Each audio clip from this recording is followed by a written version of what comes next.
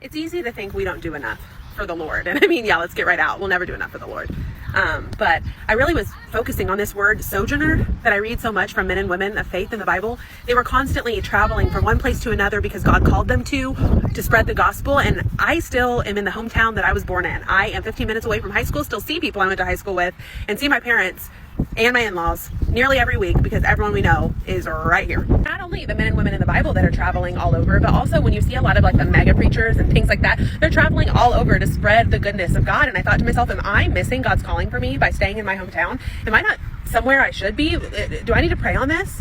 And there's no doubt that God has a will for your life. And maybe it is to get out of your hometown. Maybe it is to travel the whole world sharing the gospel or not stay in your own backyard. But what I'll say more than anything as I've prayed on this is that the sojourning, the pilgrimage for the sake of the gospel, that's an idea for what this life is on earth for us.